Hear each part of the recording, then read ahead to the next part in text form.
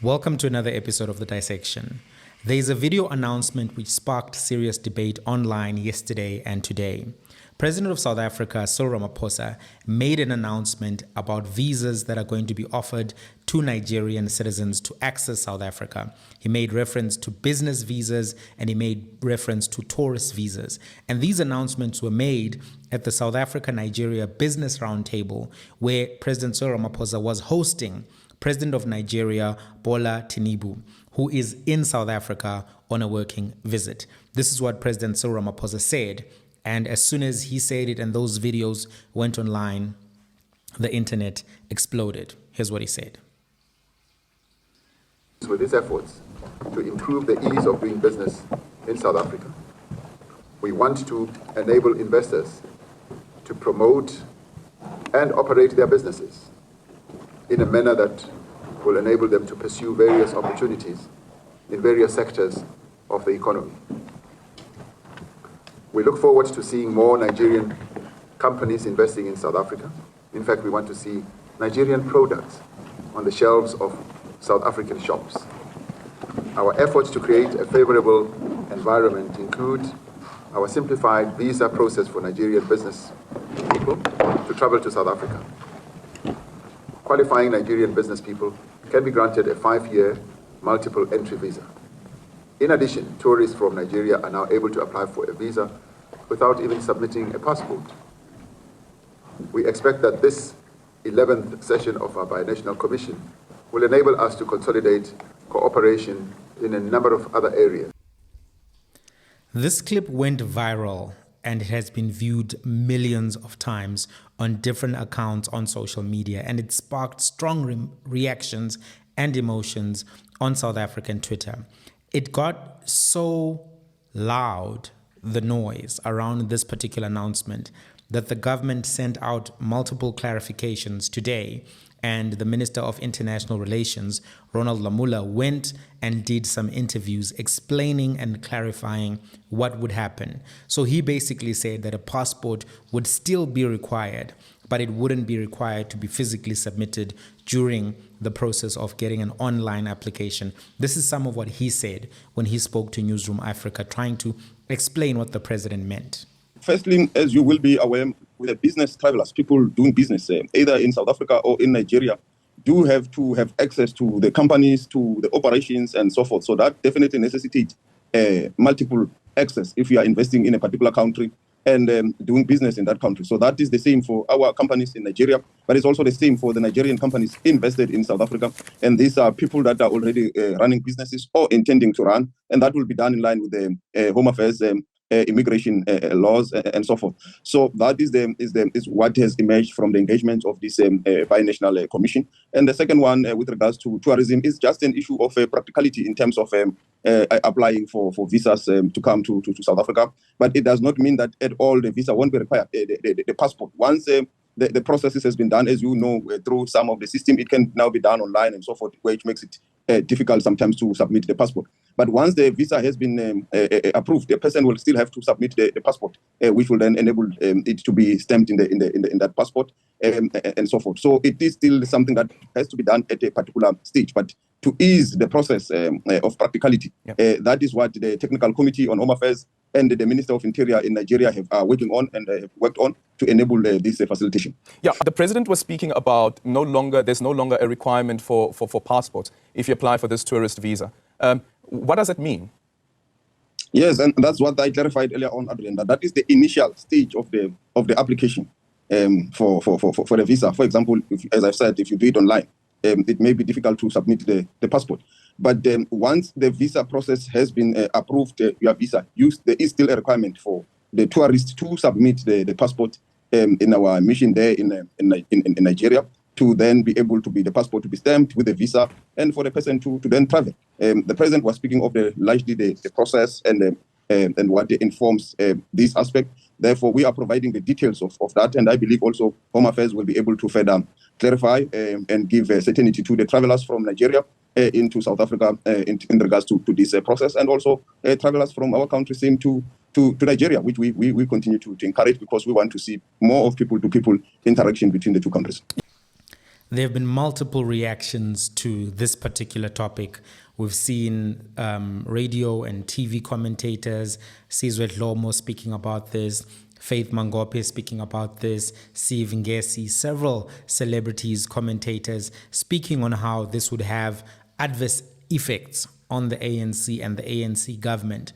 We saw an open letter being written by the controversial author Jackie Pamotse. She wrote an open letter to the president, and this was the gist of what she spoke about. Dear Mr.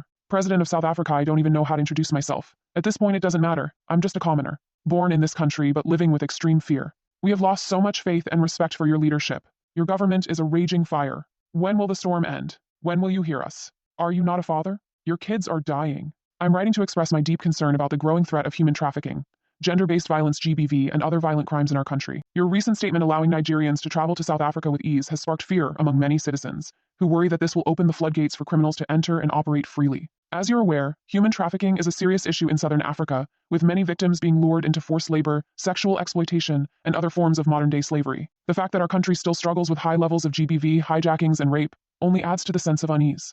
Furthermore, it's heartbreaking to see that our constitutional rights are not being protected, and our communities continue to suffer from poverty and unemployment. The lack of job opportunities and the feeling of being ignored by the government have eroded our faith in your leadership. Mr. President, I urge you to reconsider your decision and prioritize the safety and well-being of South African citizens. Our children deserve to grow up in a secure and stable environment, free from the threats of violence and exploitation. We need a comprehensive plan to address human trafficking, GBV, and other violent crimes. This should include increased funding for law enforcement and social services to combat human trafficking and support victims, education and awareness programs to prevent human trafficking and GBV. What are you really doing for the youth? You have suggested that more Nigerian products be placed on our shelves, yet our own entrepreneurs struggle to get these opportunities? Have you seen what's happening with DRIP? As a businessman, what did you do? We need strengthening of border control measures to prevent the entry of criminals and traffickers, improved coordination and cooperation between government agencies, civil society, and international organizations to combat human trafficking and GBV. Additionally, I urge you to address the root causes of poverty and unemployment, which are often linked to crime and violence. This includes investing in education, job creation initiatives, and social welfare programs. I implore you to listen to the concerns of your citizens and take concrete actions to protect our rights and ensure our safety.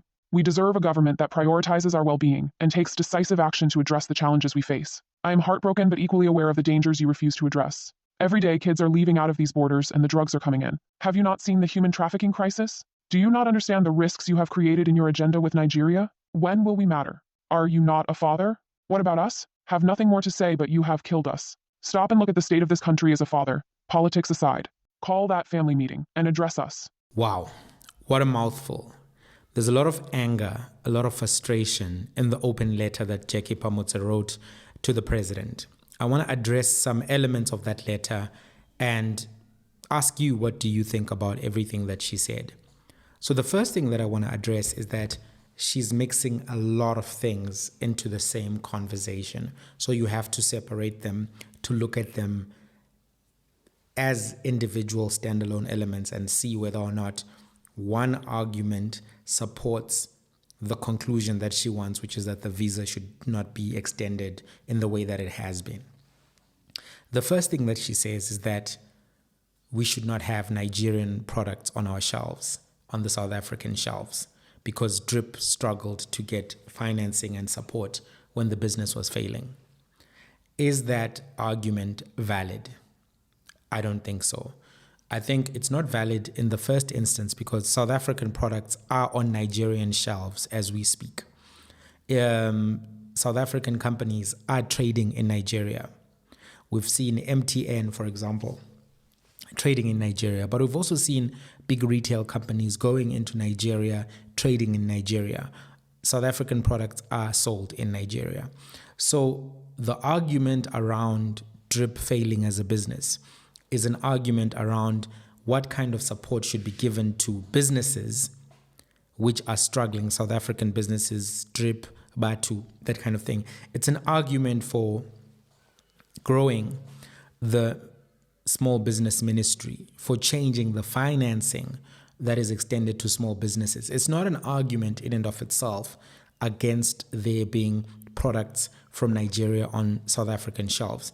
If that was the argument, then the same argument should be extended to products from America, products from Europe, Ferrero Rocher, Lindt chocolate, all of these products that Nestle coffee that are consumed that are not locally made. If she's saying drip is struggling, therefore let's only have South African products on the shelves, then she can't extend that argument only to Nigerian products, because if you are extending selectively, then your principle is not a universal principle. A principle must stand on its own 2 feet, meaning that it shouldn't discriminate based on who it's directed to.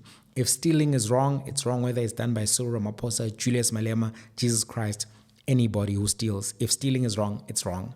If you're saying no Nigerian products on South African shelves because drip is struggling, then you should also say no Brazilian products, no Chinese products, no American products. It's an argument for protectionism. But because already South African products are on Nigerian shelves, I think that this is not necessarily an argument that is genuine. I think also it's important to point out that there's been a misunderstanding. The 5-year business visa is different from the tourist visa. The tourists are not going to get 5-year visas with multiple entry in the first instance. This is just for the 30-day, 90-day visa application for them to be able to get an e-visa, but not necessarily have to go and physically submit their passport somewhere.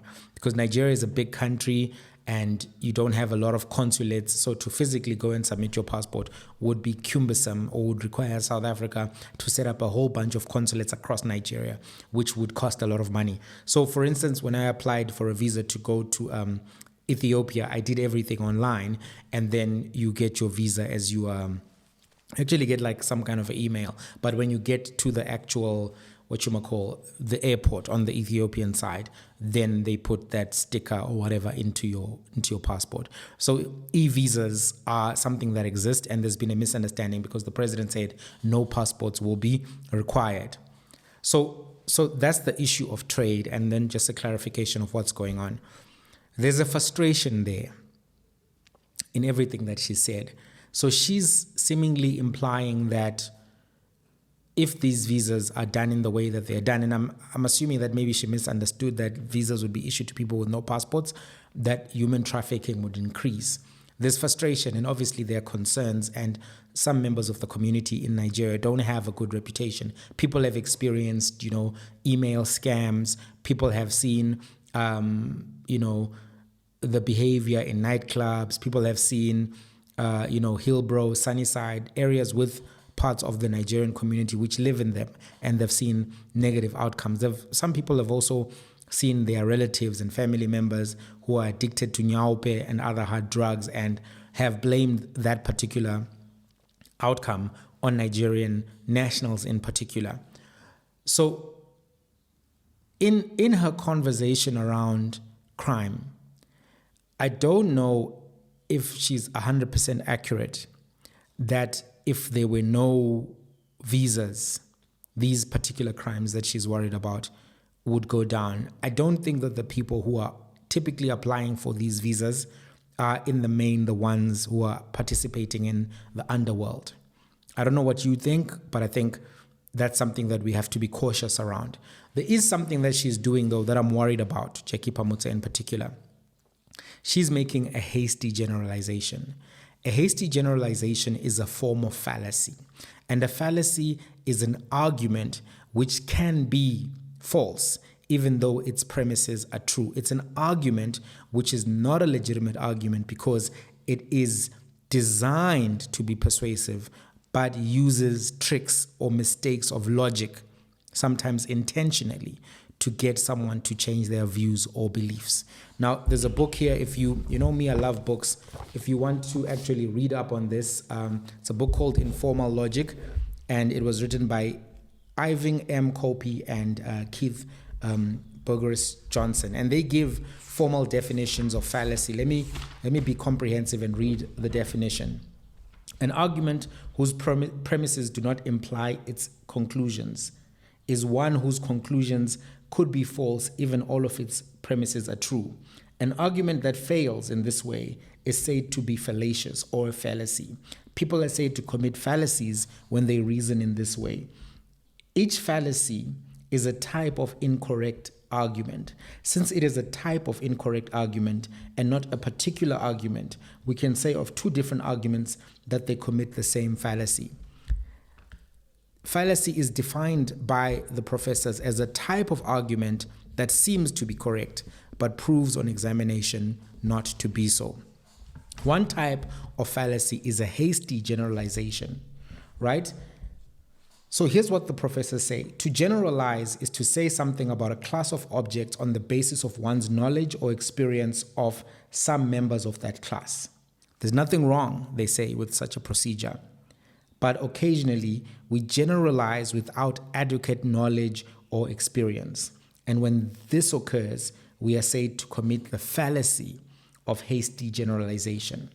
So a hasty generalization happens when you have incomplete information or you are making extrapolations and conclusions about a group without relevant sample data. For instance, there are 200 million, actually more than 200 million Nigerians who live in Nigeria. The Nigerian population in the diaspora, I'm not familiar with it. But let's say around the world, 5 more, right? 205 million Nigerians who are alive at this time in history. Is it legitimate to make a conclusion or an assertion that those Nigerians are part of human trafficking, drug dealing, all of them, because some of them are, and maybe a very small number? Unfortunately, when we make generalizations which are hasty or lean into stereotypes, we paint the whole group